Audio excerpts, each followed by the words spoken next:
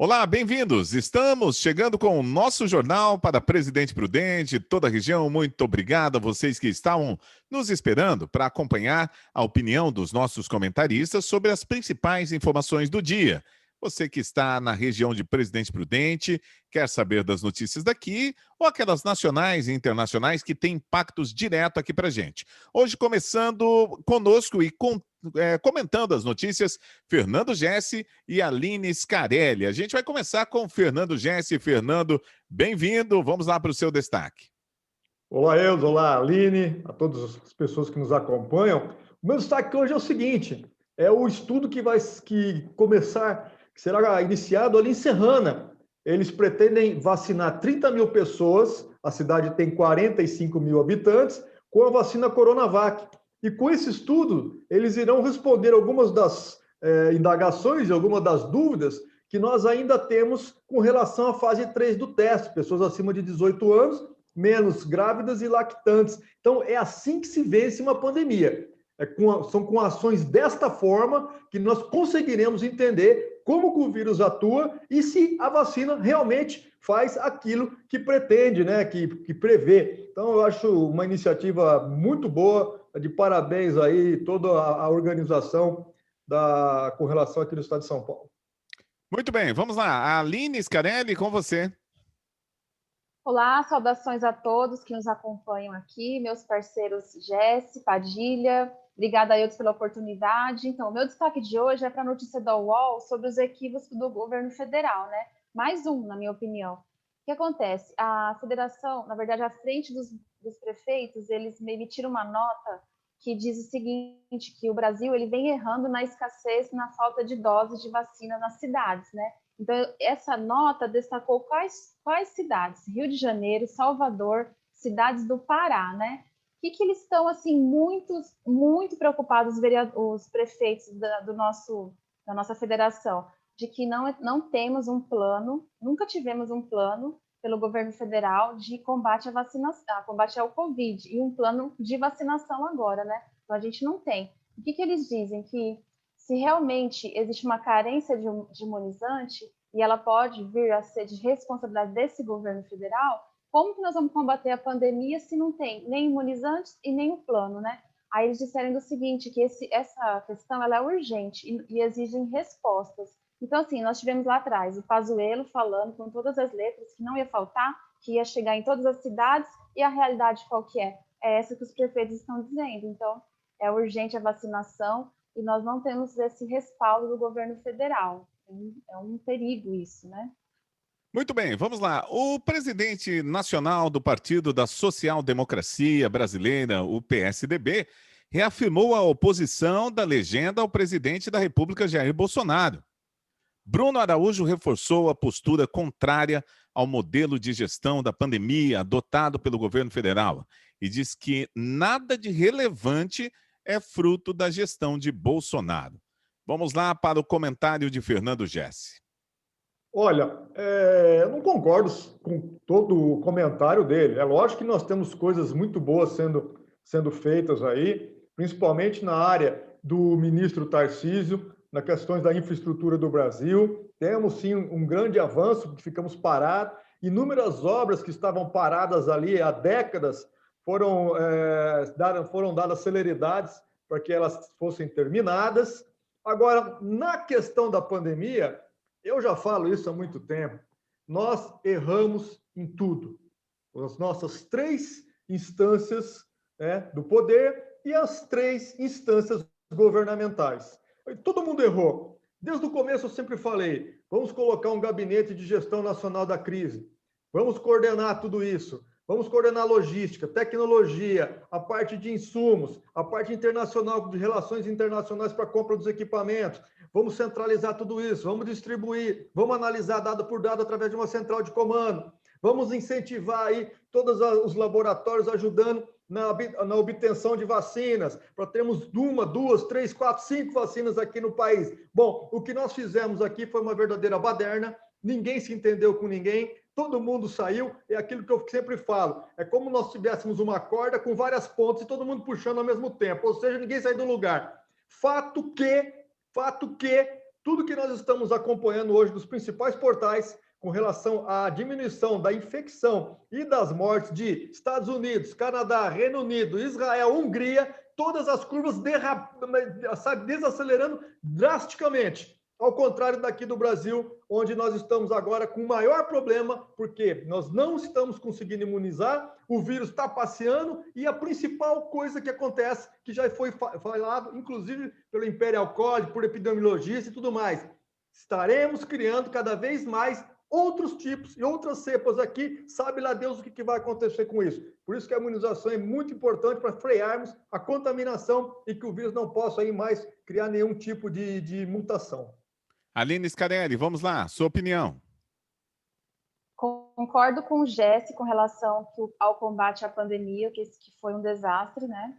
E eu queria ressaltar, eu adorei ouvir o que o Eudes falou, ler a sigla do partido PSDB, porque, gente, olha só, social-democracia, eles poderiam começar a retomar essa ideologia de quando foi fundado o partido, né? Mas, tirando essa parte, eu queria falar que eu assino embaixo essa declaração do presidente do PSDB, Bruno Araújo. Além de não ter nada relevante nesse desgoverno, ele ainda iniciou um desmonte, né? Esse governo federal foi eleito por um projeto de desmonte, né? Esse projeto neoliberal, quem não tem muito entendimento com relação a isso, é muito complexo, não quero subestimar aqui a inteligência de ninguém, mas nada mais é de que menos Brasil para quem precisa, né? Então, assim, vai levar muito brasileiros para a miséria, aqueles que já estão, e vai levar mais brasileiros para aqueles que nunca estiveram na linha da miséria, porque nós temos, no mínimo, 3 crises, né? A crise sanitária, a crise financeira e econômica, e aí nós vamos ter um agravamento da crise social, porque a gente tem menos Estado. Eu desafio alguém a trazer exatamente qual foi os feitos, os bons feitos desse governo. Eu vou listar alguns que são, de fato, desmontes. A reforma da Previdência aumentou a idade para as mulheres, 62 anos, correndo o risco das pessoas aposentar com menos salário mínimo, mexeu na pensão por morte, aumentou o trabalho informal, então prevaricou o trabalho, né? E o Brasil hoje é o país do veneno, porque ele liberou 382 novos agrotóxicos. É muita coisa isso, né? E além de ameaçar a soberania, né? Vez ou outra ele fala sobre o AI-5, e eu acho que ele nem sabe o que é isso, mas ele vive falando disso. Trouxe risco à soberania. O que quer dizer? Além de privatizar refinarias, né? Vender por preço módico, ainda nós temos que passar por vexame internacional. Não foi uma, não foi duas, foram várias vezes que jornais internacionais trouxeram falas dele assim, vexatórias. Por exemplo, teve jornal que chamou ele de demagogo do deserto, militarista xenofóbico, desrespeitou a mulher do presidente da França, né, com uma fala misógina. Teve também um outro episódio que trouxe vexame para o nosso país, que foi também chamar para a briga a Noruega com relação ao fundo da Amazônia. Então, o presidente do partido PSDB está certinho, é só vexame, não tem ação positiva nenhuma, não vejo nenhuma, e desafio alguém a falar para mim uma nos comentários. Muito bem, hoje seria bom se o Padilha estivesse aqui, que com certeza ele teria algumas aí para comentar. Bom, vamos lá, mudando de assunto. O deputado federal Paulinho da Força nega que esteja tentando fugir de uma notificação do Supremo Tribunal Federal de que foi denunciado por corrupção e lavagem de dinheiro a partir da delação feita por executivos da Odebrecht. A denúncia foi apresentada pela Procuradoria-Geral da República em 3 de abril do ano passado. No entanto, desde então, o processo está parado porque nem o parlamentar ou o chefe do gabinete foram encontrados para receber a notificação do Supremo. Em nota, o deputado afirmou que não está evitando as notificações e que pode ser facilmente encontrado pelos endereços oficiais. Vamos lá, comentando esse assunto, Aline Scarelli, é com você. Comenta aí. Como assim, gente? O Supremo tenta localizar o parlamentar desde abril do ano passado e não consegue. Ele é investigado na delação premiada do executivo Odebrecht, né? Assim, eu não consigo nem falar Paulinho da Força, para mim é o Paulo da Força. Ainda ele está, né, usa esse nome, eu estou na dúvida aqui se ele ainda representa a força sindical, que tem muita gente boa lá, mas se ele ainda está, deveria ter sido extirpado, estou na dúvida aqui, não deu tempo de pesquisar. Mas assim, ele tem mandato parlamentar público, ele tem que se colocar à disposição da justiça, no mínimo. Ali não é dele, o gabinete não é dele, o assessor não é dele.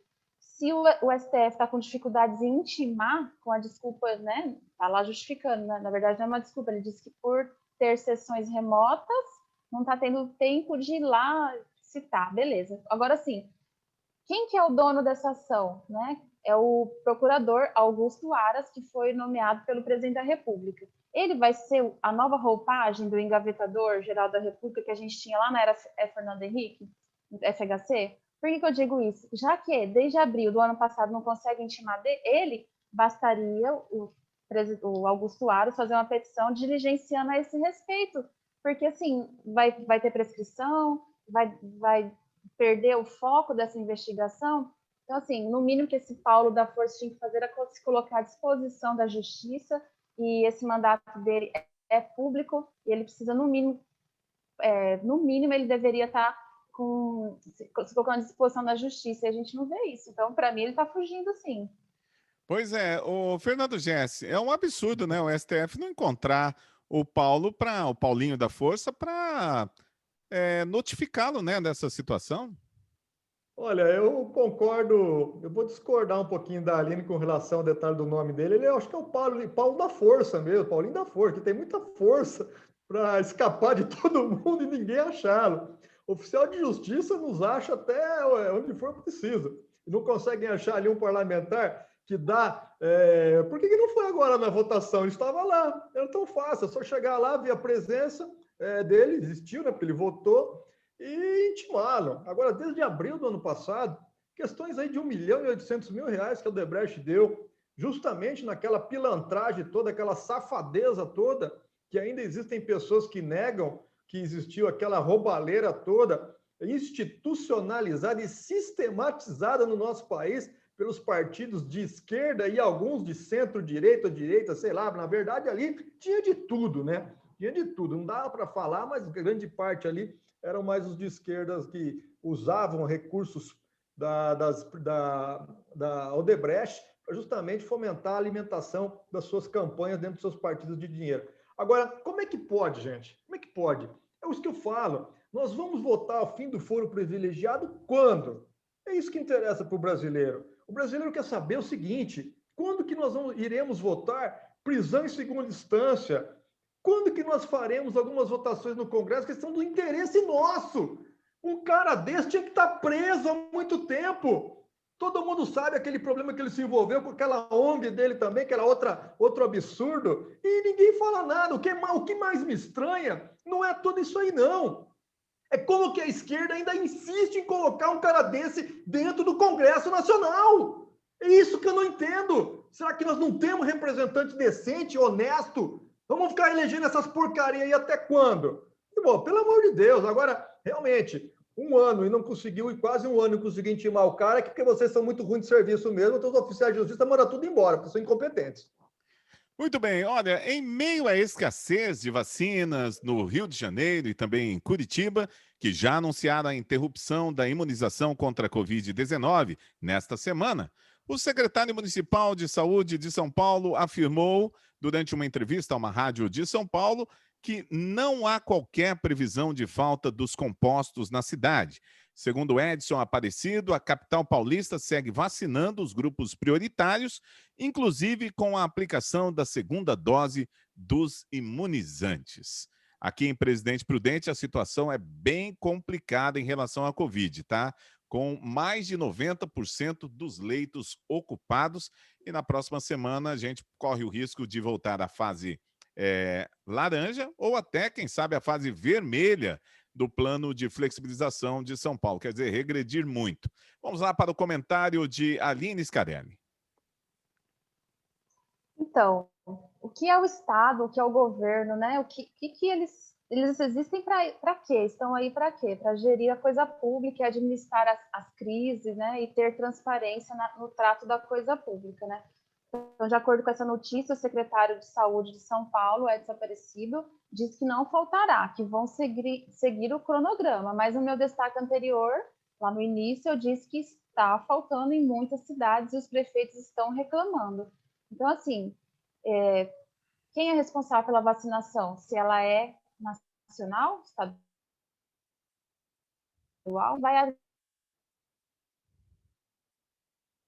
Paulo tem um plano, o município de São Paulo também tem um plano, e o resto, né?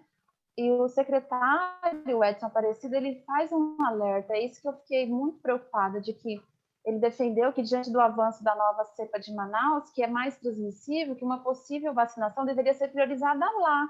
Então, assim, a gente fica aqui olhando para o nosso umbigo, o estado de São Paulo, para o município de São Paulo, Presidente Prudente, a gente está aqui, está grave, aqui chegou a 90% de novo de ocupação, mas a gente tem um princípio da solidariedade, que eu acho que é isso que faltou na pandemia. Eu acho não, eu tenho certeza que esse vírus ele veio para trazer a gente para olhar para a questão da solidariedade, fraternidade, que é, se nós não pararmos e cuidar de onde está o foco, isso vai se espalhar pelo Brasil. Então, quem vai cuidar disso? É o governo federal. Ele precisa puxar para si a responsabilidade. Tem o Ministério da Saúde, quem está no Ministério da Saúde é um militar que não é da saúde. E é pela quarta vez que existe uma troca. Então, assim, a gente está num barco à deriva, cada um segurando um toco, outros nem toco tem, e eu fico preocupada. Acho que era para a gente estar preocupado, não era? Todo mundo? Então, eu não sei onde nós vamos parar. Ok, vamos lá então. Fernando Gessi, a sua opinião. Olha, nós batemos aqui em Presidente Prudente hoje 90% da ocupação dos leitos. Nós comentamos ontem a respeito de Araraquara. Só para informação de vocês, Araraquara já está com 100% dos leitos ocupados e 16 pessoas esperando na fila, dentro de ambulância em maca. Em Jaú, um amigo nosso, conversamos com ele hoje, ontem lá foram 15 mortes. A situação dos hospitais também não está muito boa, não. Ou seja, nós estamos discutindo aqui algumas situações que não são de interesse nacional. A Aline tem toda a razão quando ela fala, e eu também cobro, porque a obrigação do Estado é harmonizar, pacificar e comandar as nossas vidas, para que nós tenhamos ali o mínimo possível de saúde, de educação, de segurança. Agora, na questão da pandemia, realmente, o mundo inteiro está tomando as suas atitudes necessárias, imunizando, fazendo o que é possível, mas aqui, infelizmente, não é isso que nós estamos vendo. Olha o tamanho dos absurdos que nós estamos vendo nas praias. Olha o tamanho. Ontem, em São Paulo e no Rio de Janeiro, deram uma batida numa festa com 1.000 pessoas lá dentro. Isso não pode. Não adianta falar a sociedade não tem culpa. Não, a sociedade não tem culpa. Quem tem culpa é o vírus. O vírus é que é o culpado. Porque, no final, ele está pegando Uber, ele está pedindo comida via iFood, entendeu? Então, ele não tem culpa nenhuma. Nós somos os responsáveis, né, e precisamos ter essa consciência de que alguma coisa não está dando certo, porque as nossas curvas de contaminação não diminuem. Ou seja, o comércio vai ser penalizado mais uma vez. Daqui a pouco não tem mais empresa prestadora de serviço, principalmente na área de alimentação e na área de eventos. Faliram todas, tá? Todas. Agora, eles são os culpados? Não, não são culpados. Culpado é a sociedade, parte da sociedade, que não está fazendo a lição de casa. Ou seja, nós não conseguimos diminuir isso nunca. E vai aumentar de novo, porque do jeito que nós estamos vendo, acontecer a mesma coisa que aconteceu no Carnaval. Agora vai acontecer o que aconteceu no Natal. Ou seja, gente, pelo amor de Deus, vamos ter um pouquinho mais de responsabilidade, vamos colocar a mão na cabeça, vamos ter um pouquinho mais de empatia com o próximo, senão nós não vamos conseguir sair disso nunca, e vamos vacinar. Porque se nós não vacinarmos, o vírus vai continuar mutando, sabe lá Deus o que vai acontecer com esse país no futuro. Muito bem, nós vamos para a última notícia de hoje e nós temos 1 minuto para cada comentário aí, até porque o nosso tempo já está praticamente esgotando aqui. Então, vamos lá. Eu sei que todo mundo vai querer comentar bastante essa notícia, mas se segurem aí, nossos comentaristas. Olha, o ministro da Saúde, Eduardo Pazuello, não foi omisso e não deve ser responsabilizado pelo colapso na saúde do Amazonas. A palavra não é minha, não. A avaliação é do secretário de Saúde do Estado, Marcelo Campelo. Segundo ele, o ministro atuou imediatamente após tomar conhecimento da crise para a distribuição de oxigênio. Vamos lá, foi assim mesmo, Aline Scarelli? Então, segundo a notícia, o secretário de Manaus disse que o ministro militar lá, o Pazuello, não tem responsabilidade sobre a crise de Manaus. Mas é sempre bom que se diga que quem vai dizer se ele é responsável ou não, não é o secretário lá de Manaus, é a Justiça, é a Procuradoria-Geral que fez o protocolo pedindo para que fosse investigado a atuação desse ministro lá em Manaus. Quem não lembra que ele esteve lá em janeiro, né, antes da crise estourar, e ele recebeu a informação do colapso. O que ele foi fazer lá? Falar da cloroquina, né? O colapso da saúde, ela foi tão grave e está reverberando até agora que a gente não vê em nenhum momento ele se colocando com humildade de reconhecer, porque é um desafio para qualquer gestor. Também não quero relativizar nem passar pano para ele, né? Não quero isso. Agora, o que a gente viu? Que no início o ministro da Saúde teve conhecimento, foi lá com antecedência, é alvo de investigação, inclusive, essa questão de ele forçar as equipes de saúde a usar cloroquina, né? Uma obsessão por isso. E, de repente, o que a gente tem de outro lado? Se o ministro é ligado ao governo federal, ao presidente da República, o que a gente vê? Um barco desgovernado, muita desinformação, leite condensado, cloroquina, Twitter, decreto de armas, o presidente passeando jet ski, né, sem máscara. Então, ele estimula as pessoas, assim, nada como a investigação de fato acontecer e responsabilizar quem atribuiu para a crise. Vamos lá, Fernando Jesse, está todo mundo em cima do Pazuello aí, mas não tem a responsabilidade do governo local do Amazonas nisso aí? Olha, a questão de saúde, ela é uma questão compartilhada, ela é de responsabilidade das 3 instâncias governamentais, federal, estadual e municipal. Dinheiro foi, e não foi pouco não, foi muito dinheiro para lá. Então, se o secretário está dizendo isso, ele está praticamente avalizando a conduta do ministro da Saúde. Ou seja, se o ministro da Saúde, então, não tem culpa de nada, então ele, como secretário de Manaus, da Saúde, e o secretário municipal, o prefeito e o governador são os responsáveis. Ele praticamente falou isso.